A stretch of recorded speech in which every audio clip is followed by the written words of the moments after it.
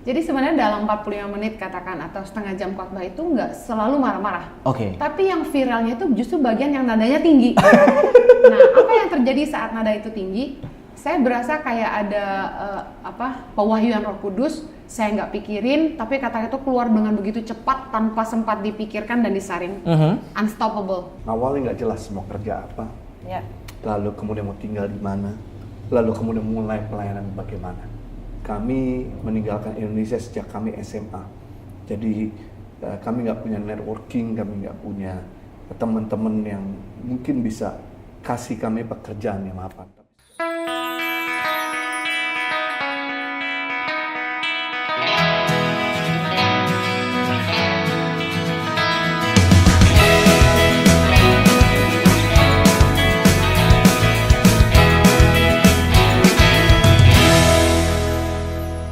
Shalom warga kerajaan, welcome back to Life Talk, a meaningful conversation about life. Dan kali ini kita masuk dalam series family, dan puji Tuhan ya, hari ini kita kedatangan couples yang cinta Tuhan banget dan mau berbagi kisah hidup mereka yang pastinya menginspirasi dan tentu saja menjadi berkat bagi kita semua ya. So, tanpa berlama-lama lagi, please welcome Pastor Jojo and Pastor Henny Christianus. Halo, shalom, apa kabar?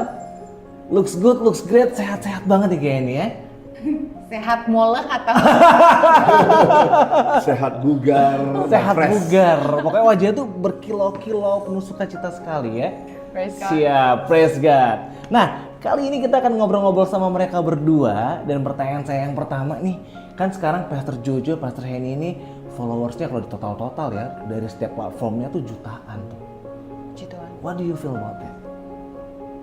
Anugerah, kasih karunia, kepercayaan Tuhan. Nggak kepikiran buat nyalak tadi kan? Enggak. Sama sekali. Sama sekali nggak Sama kepikiran buat sekali, nyalak ya? enggak. Tapi pernah berpikir nggak sih dulu buat video gitu, ini bakal viral? Nggak pernah kepikiran, nggak pernah berusaha tenar juga, nggak pernah beli follower juga. Yes. Jadi Tuhan yang promosiin, tiba-tiba out of the blue 2018 ya kurang lebih. Terus tiba-tiba video yang pertama kali viral itu healthy dating. Oh, oke. Ya, healthy dating. Baru kemudian bermunculan video-video yang sebenarnya udah lama banget ya. Udah lama banget. Terus dari mulai saya masih kurus, lalu gemuk, lalu kurus lagi, mudah-mudahan. Kurus terus. Itu tiba-tiba Tuhan promosi dan masuk ke platform sosial media, menjangkau orang-orang yang non-Kristen. Yes. Dan melampaui tembok gereja, melampaui tembok agama, melampaui tembok denominasi, melampaui suku, jadi bahkan melampaui kota dan bangsa. Okay. Jadi orang Indonesia dimanapun, bahkan orang Malay, ya, yang di Singapura juga, mereka juga banyak yang ikut terberkati dan nggak pernah kepikiran sih, bahkan video-video itu yang edit orang-orang di luar pengerja kami. Oh, oke. Iya. Ini amaze Netizen. banget ya. Amaze Totally. banget ya. Jadi memang pesannya adalah promosinya datangnya dari Tuhan. Exactly. Kita berbuat yang terbaik aja terus ya. Iya, kasih karunia ya. Luar biasa. Oke, pertanyaan selanjutnya nih. Ada beberapa yang bilang nih, beberapa followers, komen-komen netizen, Pastor Henny Christianus kalau khotbah kok kayak marah-marah terus nih. Ini emang stylenya begitu atau emang too excited gitu kalau lagi khotbah gitu? Jadi sebenarnya dalam 45 menit katakan atau setengah jam khotbah itu nggak selalu marah-marah. Oke. Tapi yang viralnya itu justru bagian yang nadanya tinggi. Nah, apa yang terjadi saat nada itu tinggi? Saya berasa kayak ada pewahyuan Roh Kudus. Saya nggak pikirin, tapi kata itu keluar dengan begitu cepat tanpa sempat dipikirkan dan disaring. Unstoppable. Dan kenapa keluarnya jadi marah-marah? Pertama gini, karena saya perempuan dan suara sopran. Ya, Jadi oke. terdengar melengking kali ya. Nah, apakah marah? Sebenarnya enggak, itu kayak lebih ke tegas dan menghentak-hentak. Mungkin saya waktu khotbah itu saya ngerasa gini, saya ngerasa luapan hati Tuhan yang gemas, bercampur marah, bercampur jengkel karena orang Kristen dengar firman banyak tapi hidupnya nggak berubah. Ada seperti kemarahan ilahi di hati saya waktu saya tumpahin itu. Seperti Tuhan gemes gitu. Tapi sebenarnya kalau secara sadar di mimbar saya berusaha kontrol. Oke. Tapi waktu pengurapan itu datang, jadi saya bilang pengurapan saya pengurapan marah-marah. Jadi aslinya apakah marah-marah? Enggak juga kan. Oke. Jadi bukan pembawaan keseharian gitu. Yes. Nah, jadi ketika pengurapan itu datang, entah kenapa perkataan itu keluar begitu lancar, tidak pernah terpikirkan, bahkan kata-kata yang keluar itu membuat saya tercengang-cengang karena saya nggak pernah kepikiran kata-kata itu sebelumnya.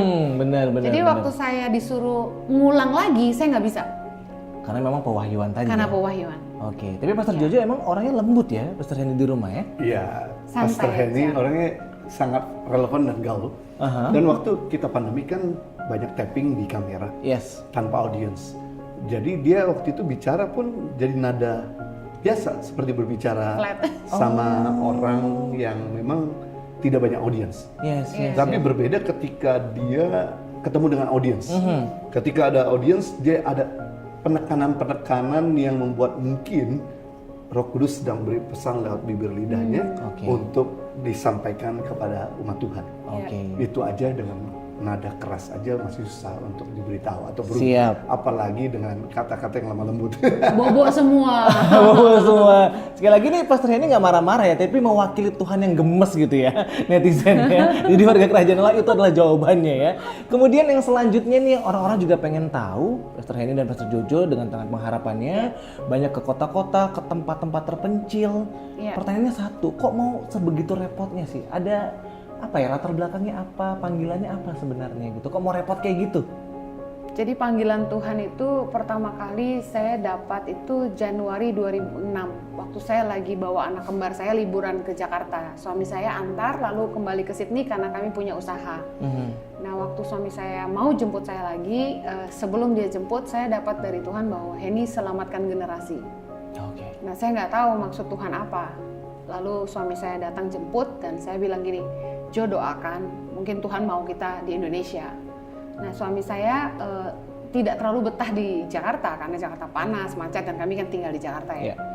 Nah jadi dan sudah punya kehidupan yang mapan di Australia, kayaknya nggak masuk akal aja gitu. Ngapain kita pulang? Yeah. Kita juga udah punya komunitas di Sydney. Nah kemudian suami saya dipanggil pelayanan satu kali ke sebuah gereja waktu lagi jemput saya. Pulang dari pelayanan itu dia tiba-tiba bilang gini sama saya, Henny, kita tinggal di Indonesia. Di Indonesia ini saya menemukan bakat, cita-cita, talenta, panggilan semua tersalurkan di Indonesia. Saya ingat persis itu kata-katanya. Jadi saya lihat peneguhan panggilan Tuhan dalam hidup saya itu dinyatakan dengan suami saya pun diberikan hati yang sama untuk tinggal di Indonesia. Oke. Makanya saya dapat pewahyuan gini, bahwa panggilan dari Tuhan tidak akan memisahkan apa yang Dia persatukan. Yes. Nah, hati untuk Indonesia itu tiba-tiba Tuhan kasih di kami. Kami jadi cinta Indonesia. Dan suami saya kebetulan tahun 2000 udah pernah misi ke Halmahera Utara bersama dengan seorang teman, Pastor Ernesto Mesak, dan melihat keadaan anak-anak di sana dan sempat kirim bantuan, bahkan sempat KKR di sana, ke kampung-kampung di sana dan kena malaria karena penginjilan itu. Nah, lalu kami waktu pertama kali saya bantu anak-anak di Jakarta itu, saya dan suami dapat kerjaan bantu sebuah gereja di Bandung. Ya. Sekitar bulan Juni 2006, setelah kami memutuskan tinggal di Indonesia, kami akhirnya pindah ke Bandung Juni 2006. Tuhan buka jalan di sana. Suami saya membantu sebuah pengembalaan gereja, sementara saya mengajar anak-anak tidak mampu di tempat pembuangan sampah di Dago Pakar. Oke. Nah, saya mulai ngajarin mereka bahasa Inggris. Tuhan buka jalan. Saya juga kemudian masuk ke sebuah yayasan drug addicts dan cacat mental, anak-anak yang dibuang sama keluarganya. Saya sempat ngajar di sana juga. Lalu suami saya di pelayanannya di gereja itu banyak jemaat tidak mampu di ibadah ketiga ya, yang kemudian kami layani personal. Jadi dari penghasilan kami, suami saya digaji, kami beri 30%-nya untuk membantu jemaat yang nggak mampu ini setiap bulan. Oke. Nah dari situ Tuhan mulai buka jalan, ada pengusaha yang lihat apa yang kami kerjakan, dia mulai support dari 5 juta, lalu mulai bantu 10 juta. Nah semuanya kami pakai untuk bantu masyarakat yang nggak mampu di jemaat gereja itu. Kami nggak nyangka bahwa hal-hal kecil yang kami lakukan di rumah kami itu, di mana saya ngajarin anak-anak terlantar yang nggak sekolah. Nah dari 5 anak sampai 8, 10, 15 saya kasih makan di rumah, saya ajarin bahasa Inggris gratis, dan kami bantu masyarakat tidak mampu di daerah Cimahi di Bandung itu. Hari ini Tuhan percayakan mungkin lebih dari 10.000 anak-anak Indonesia ada di 100 centers di seluruh Indonesia. Kami juga menggaji ada 200-an guru pedalaman yang mengajar di sekolah-sekolah SD negeri di seluruh pelosok Indonesia yang tidak punya guru, yang bahkan sekolahnya tutup bertahun-tahun. Dan juga kami bantu mereka untuk makanan bergizi untuk kecerdasan mereka.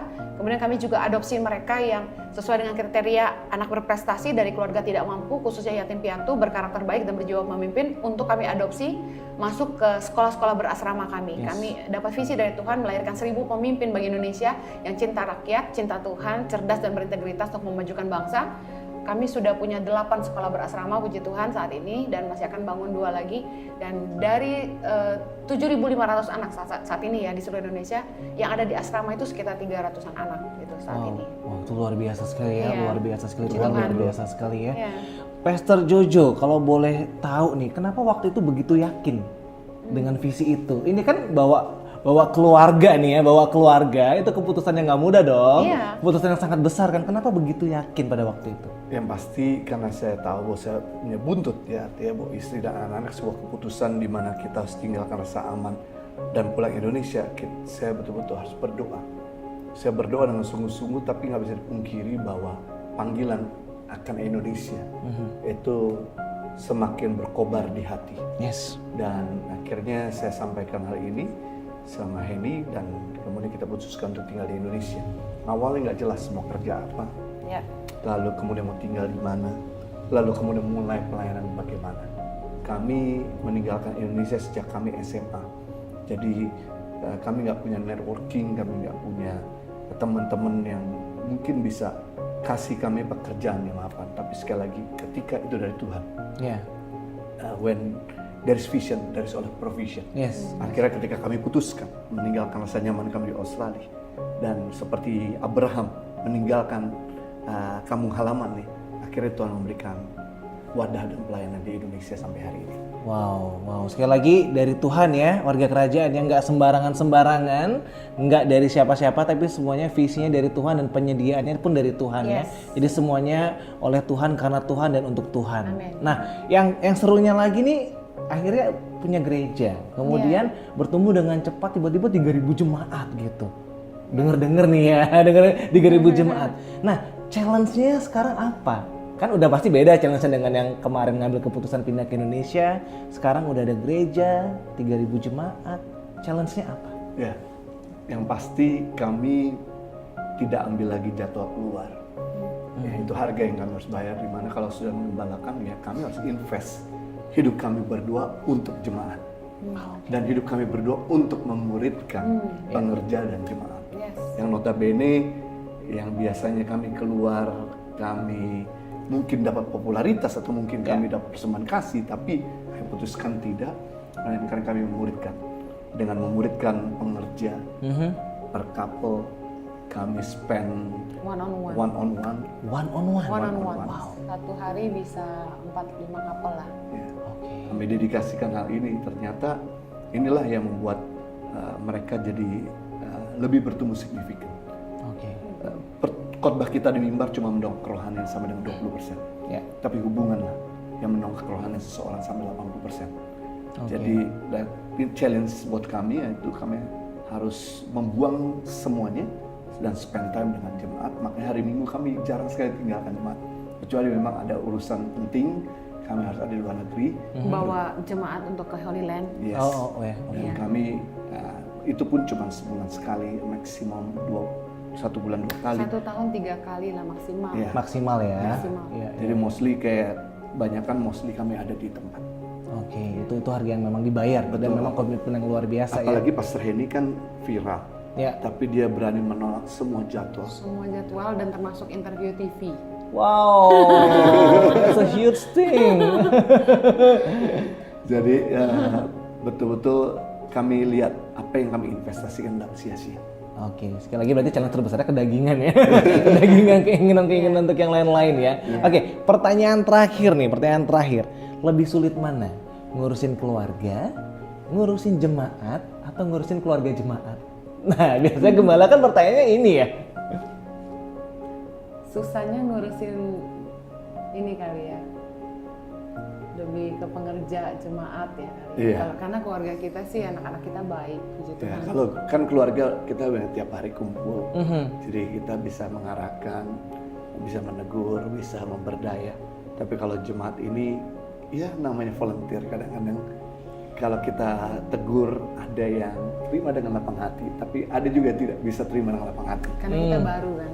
Iya, Penggembalaan iya. sesuatu yang baru buat kami, karena dulu waktu masih muda sekali, umur 17 tahun, 18 tahun kami merintis jemaat di Sydney. Ya. Tapi kami tidak mengembalakan. Nah sekarang benar-benar musim hidup baru, kami pertama kali mengembalakan dan pengerja Tuhan kirim begitu banyak, lumayan lah 250 ya, secara onsite, belum termasuk yang online. Karena Oke. kami sebenarnya punya gereja online dahulu, baru gereja onsite. Ya. Nah, jadi yang di jemaat online sekitar 3.000-an dengan pengerja 150 leader. Kemudian di onsite ini jemaat sekitar 4.000 lah ya, dengan pengerja sekitar 300 lah gitu kurang lebih. Nah, termasuk baru dan orang-orang ini kan berasal dari mungkin latar belakang gereja yang berbeda sebelumnya, dibesarkan oleh pemimpin yang berbeda. Nah, mereka bilang ke kita, mereka udah pelayanan belasan tahun, jadi leader ini, jadi ketua ini, jadi wakil gembala. Yang saya herannya begitu melayani di kita menemukan mereka bayi-bayi rohani. Kita menemukan mereka tidak dewasa. Nah, dari situlah kita jadi PR banget. Jadi harus balik lagi, fondasi awal lagi, dan mulai mentoring mereka. Makanya kenapa kami mentoring mereka one on one? Karena kami care sama kehidupan leader-leader kami, memastikan secara keuangan mereka menang, dalam keluarga mereka jadi berkat, bahkan dalam pekerjaan mereka jadi saksi, supaya jangan sampai mereka sibuk pelayanan. Nah, belajar dari banyak pengalaman di masa sebelumnya, kami memutuskan di gereja kami tuh nggak boleh terlalu banyak ibadah, karena ibadah yang sesungguhnya hidup kita. Jadi hari Minggu saja mereka boleh harus hadir dan melayani pun mereka pilih hanya satu ibadah. Satu ibadahnya lagi mereka duduk sama keluarga mendengarkan firman Tuhan. Kami tidak mau mereka sibuk pelayanan tapi tidak dengar firman. Dan hari Rabu ibadah 60 minutes worship mereka bebas memilih onsite maupun online. Jadi tidak ada paksaan sama sekali. Nah, kami pengen mereka jadi berkat di rumah, menang dalam keuangan dan berkarya nyata, jadi excellent di dunia kerja mereka masing-masing gitu. Nah, ini salah satu tantangan di mana ketika kami membuat sesuatu yang baru, tidak biasa buat orang-orang ini, karena biasanya di gerejanya ada doa puasa, ada seperti ini, ada banyak program ya. Program, nah jadi menyesuaikan lagi. Tantangan yang terbesar kayaknya itu ya. Wow, luar biasa banget, emang nggak mudah sekali ya. Tidak mudah sekali ya. Oke, untuk menutup talk show ini, boleh dong berdoa buat family-family yang saat ini memang lagi krisis banget, kurang figur bapak, atau malah family-family yang lagi dalam titik terendah mereka. Kita tutup dengan doa boleh ya. Bapa, kami syukuri anugerah-Mu. Kami berdoa untuk setiap keluarga-keluarga yang saat ini mungkin sedang dalam goncangan. Tuhan, hubungan pernikahan yang tidak harmonis. Berdoa hanya kasih-Mu yang sanggup melembutkan hati mereka. Roh Kudus-Mu yang sanggup menolong mereka. Supaya mereka boleh saling mengampuni. Bertobat sungguh-sungguh, insyaf dari segala dosa mereka. Dan berbalik sungguh-sungguh kepada Allah. Berdoa Tuhan ada pertobatan yang terjadi dalam setiap rumah tangga. Suami istri saling introspeksi diri, saling menyadari kekurangan mereka, dan mereka mau saling menerima satu sama lain. Kasih-Mu yang menutupi banyak pelanggaran, memampukan mereka untuk terus bersama-sama. Tuhan, kami berdoa juga Tuhan untuk setiap anak-anak muda yang mungkin mereka kehilangan tujuan hidup, mereka nggak punya mentor yang baik dalam hidup mereka, nggak punya figur orang tua yang baik. Kami berdoa agar Roh Kudus Kau penolong dalam hidup mereka, penasehat, pengajar yang terbaik dalam hidup mereka, roh kebenaran yang akan menuntun mereka Tuhan menjadi kuat di dalam Tuhan. Berdoa agar roh mereka tidak padam, tapi Engkau boleh menjamah hati mereka, melembutkan hati mereka, dan Roh-Mu membuat mereka dekat dengan Tuhan, menyadari bahwa Tuhan mengasihi mereka dan mengubahkan hidup mereka. Perkenankanlah kelahiran baru itu boleh terjadi dalam hidup anak-anak-Mu Tuhan. Berdoa untuk setiap rumah tangga yang butuh keuangan, apapun yang jadi kerinduan hati mereka, bahkan keturunan sekalipun. Tuhan, kami percaya Engkau Allah Jehovah Jireh, Allah yang menyediakan segala yang kami butuhkan. Kami menyerahkan umat-Mu ke dalam tangan-Mu. Pemeliharaan kasih karunia-Mu sempurna buat setiap mereka. Di dalam nama Yesus kami berdoa. Amen. Amin. Thank you banget buat waktunya, Pastor Jojo, Pastor Henny. Sampai jumpa di kesempatan selanjutnya. Nanti kita akan mampir lagi ya. Warga Kerajaan, sampai bertemu di Live Talk episode selanjutnya. Jesus loves you abundantly. God bless you.